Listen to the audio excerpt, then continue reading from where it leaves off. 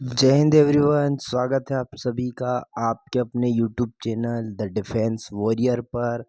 आज हम एक न्यू बैच स्टार्ट कर रहे हैं जो कि ऑल कॉम्पिटिटिव एग्ज़ाम्स में पूछे जाते हैं। तो आज हम स्टार्ट कर रहे हैं हमारा high weightage subject geography. Subject name geography, और इसको कितने भागों में बांटा है वो आज हम जानेंगे। मतलब ज्योग्राफी का आज फुल इंट्रोडक्शन हो जाएगा और हम कुछ कॉन्सेप्ट भी पढ़ेंगे। तो ज्योग्राफी को दो ब्रांच में बांटा गया है बेसिकली। एक है फिजिकल ज्योग्राफी, दूसरी है इंडियन ज्योग्राफी। फिर जो फिजिकल ज्योग्राफी है उसको भी तीन भागों में बांटा गया है, एक जियोमॉर्फोलॉजी और एक क्लाइमेटोलॉजी, एक ओशियनोग्राफी। इन तीनों ब्रांच को हम और डीप और डिटेल में आगे जानेंगे।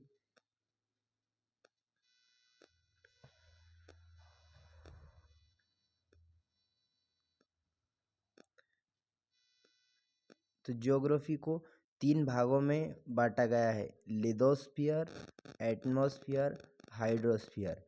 और जो तीनों से मिलकर जो बना है उसे हम कहते हैं बायोस्फीयर। लिथोस्फीयर यानी कि रॉक एंड लैंड, हाइड्रोस्फीयर यानी कि वाटर, एटमॉस्फेयर यानी कि एयर। और इन तीनों से मिलकर जो बना है उसे हम बायोस्फीयर यानी कि जीवमंडल कहते हैं।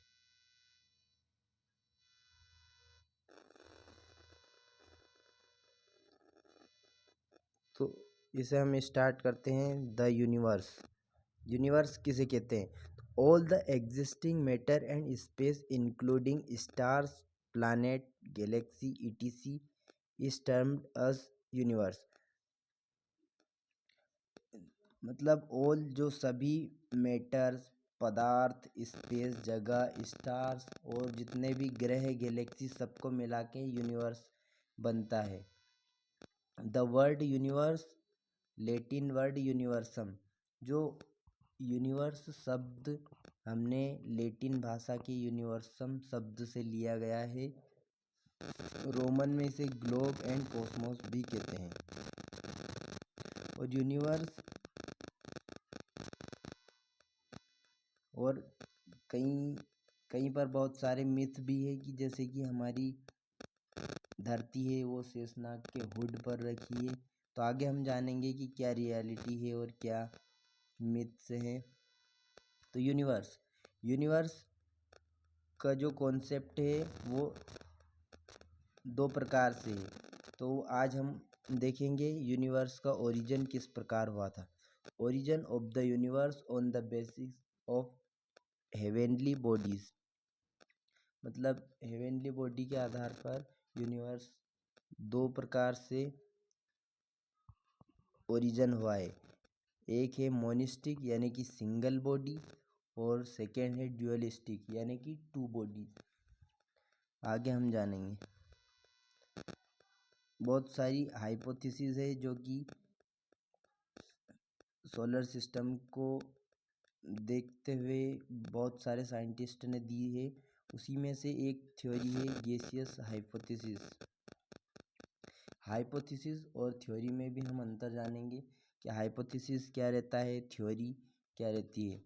तो जो अपनी जो गैसियस हाइपोथेसिस है ये दी है इमैनुअल कांट ने, जो कि एक जियोग्राफर थे। उनका कहना था कि एक कोल्ड पार्टिकल था, उसका कॉन्ट्राडिक्शन और रोटेशन के कारण 9 रिंग जनरेट हुई और 9 प्लैनेट जनरेट हुए और रिंग सेपरेशन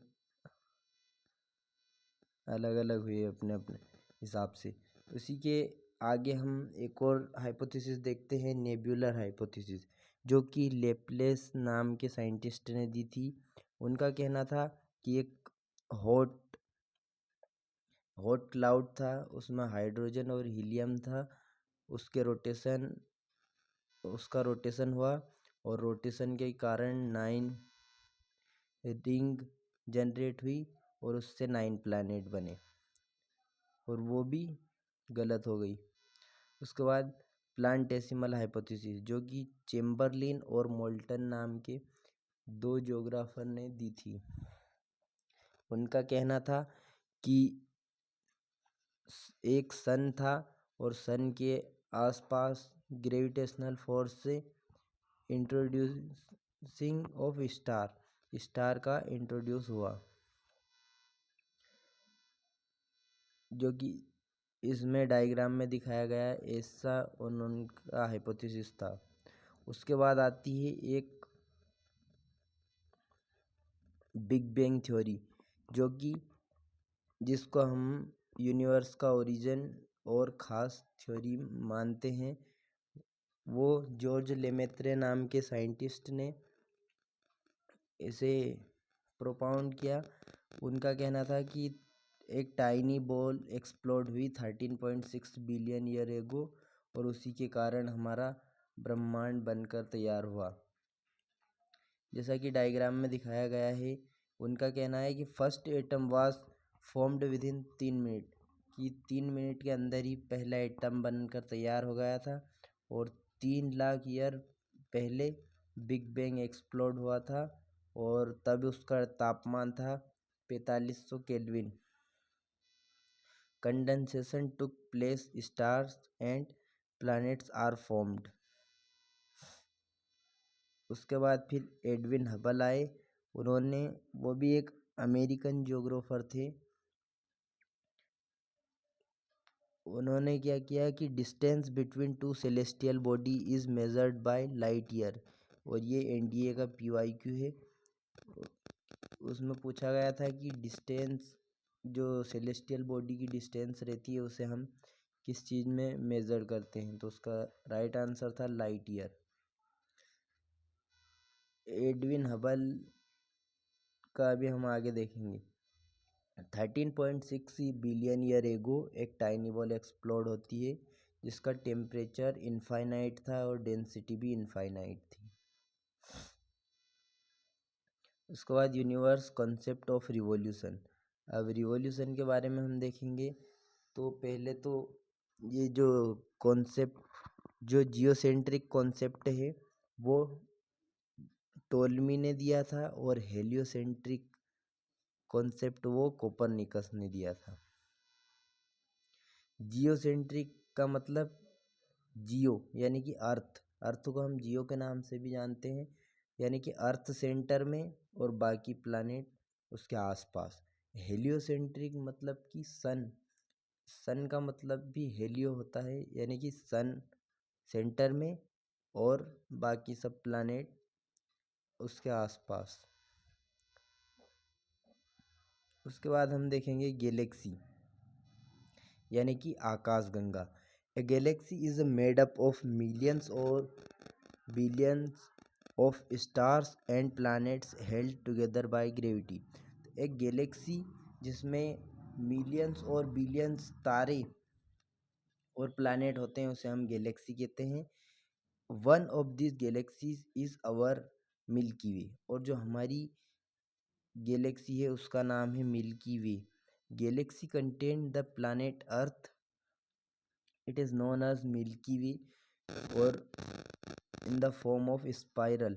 जो हमारी गैलेक्सी है उसका नाम मिल्की वे है, और उसका शेप अगर एग्ज़ाम में पूछा जाए तो आप याद रखें, उसका शेप है स्पाइरल शेप।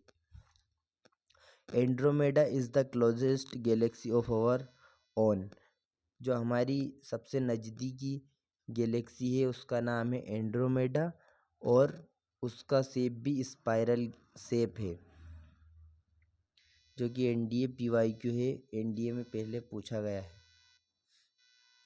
यूनिवर्स, अब हम देखेंगे यूनिवर्स किस प्रकार है। जैसे हमारा इंडिया है, अब इंडिया आता है एशिया में, एशिया आता है अर्थ के अंदर, अर्थ आती है सोलर सिस्टम में, सोलर सिस्टम आता है गैलेक्सी में, और गैलेक्सी बहुत सारी गैलेक्सियों से मिलकर बनता है यूनिवर्स।